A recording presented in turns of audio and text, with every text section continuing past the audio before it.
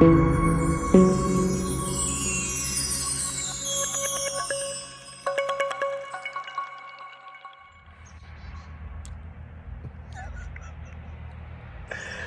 shoot.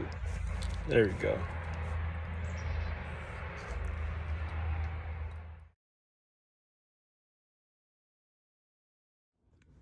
All right, so I just unplugged everything for this module right here.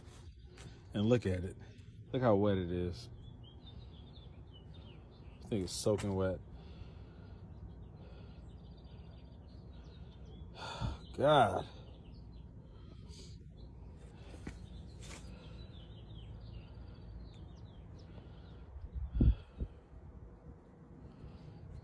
It's this module right here.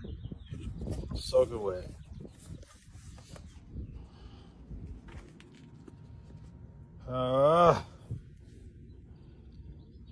That's the last thing you want to see on this car.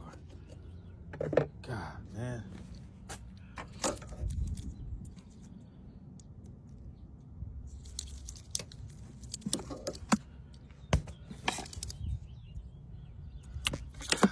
What's this fuse relay box look like? Look how much water is on here. From sitting this winter with this drain plug being overwhelmed, frozen, whatever. Car covered with snow, it thawing out, and it just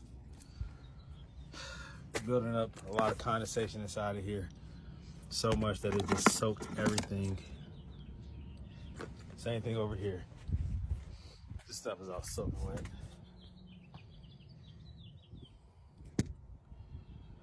Boy, boy, boy, look at all that.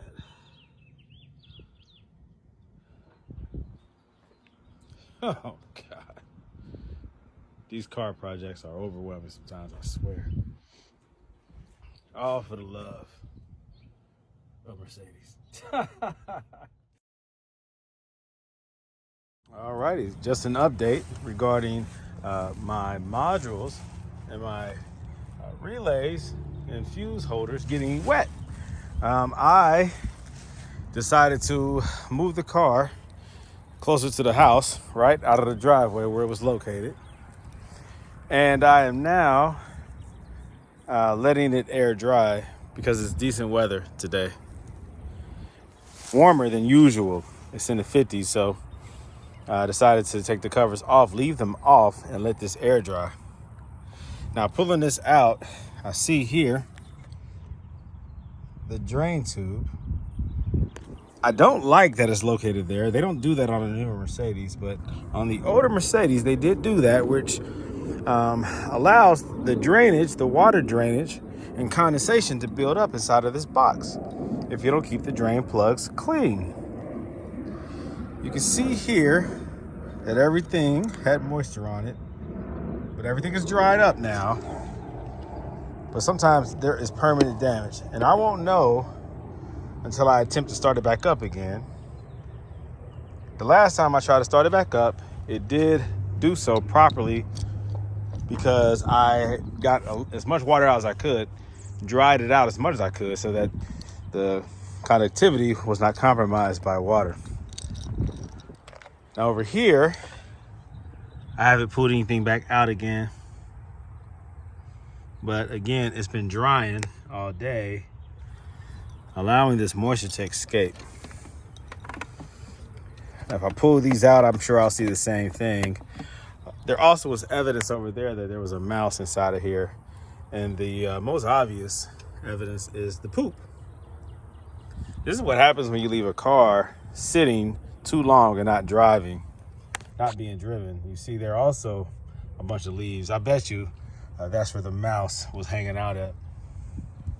But things like this, pines and debris, leaves, that stuff can cause some major issues with your car. Now, when I received the car, it already had some obvious rust on the pulleys and things of that nature, which told me that the car had been sitting.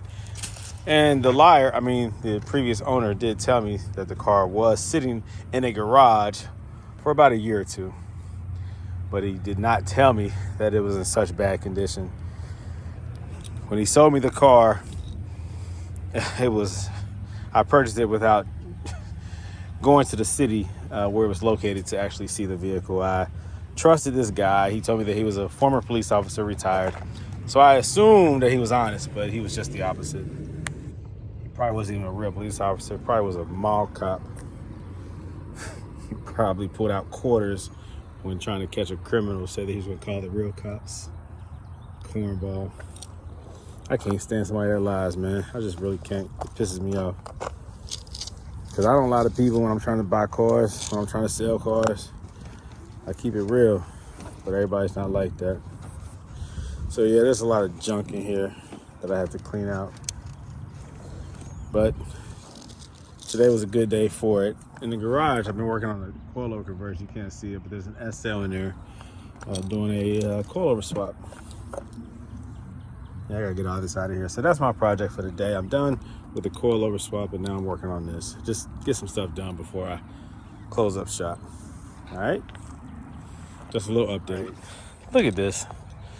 Look how much stuff I have pulled out of here and over there so far.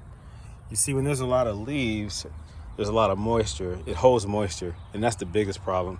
Not leaves themselves, but the fact that leaves compiled allows moisture to sit, and that water is never good in the engine compartment. Anything electronic does not need water sitting there for extended periods of time. That's why these things have covers, protective covers with seals.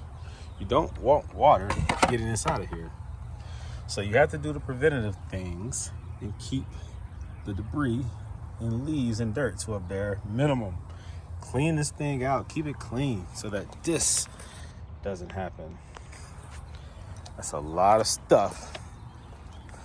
All right, perspective, there you go.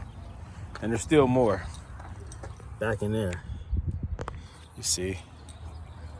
So that's what's going on now. Just getting this stuff dried out and cleaned, uncovering them, allowing the water that's inside to evaporate, and getting all the leaves and all the crap and crud out of there. A bad thing about having a mouse living inside of your car, in your engine compartment, is they can oftentimes chew up wires. They like to do that. So sometimes when things stop working and there's evidence that there was a mouse inside of your engine compartment, you see boo-boo, poop and stuff like that, you have to double check your wiring. Make sure that none of this stuff has been chewed up or cut, disconnected, whatever. You'll start seeing like little small chewed up little pieces of plastic or fabric material. I saw some of that stuff over there, a bunch of little chewed up little small pieces of stuff. That's what mice like to do when they get inside of your engine compartment. They stay inside your engine compartment because it's warm, right? It's a lot warmer inside of here than it is out here in the elements when when that cold comes through. It's winter time still here in Cincinnati, but the weather is decent. It's in the 50s, and so that's why I figured it was a good time to get some of this stuff done. I got plenty of work to do. I'm still moving cars around. I had to get a storage unit to store some of these cars because I have so many cars now. But I have work coming in, you know, coilover jobs coming in from out of town. So I got to get this stuff done. All right. So yeah, let me get back to what I was doing. I'm going to cover this up and then pull those leaves from back there. Try to prevent them from falling down in there. If I put the covers back on it, it doesn't leave me room to get my hand up under here. Yep. Let me take this out right there so that I can lift this up more and get easier access. But yep, that's what I got to do. Clean this stuff out.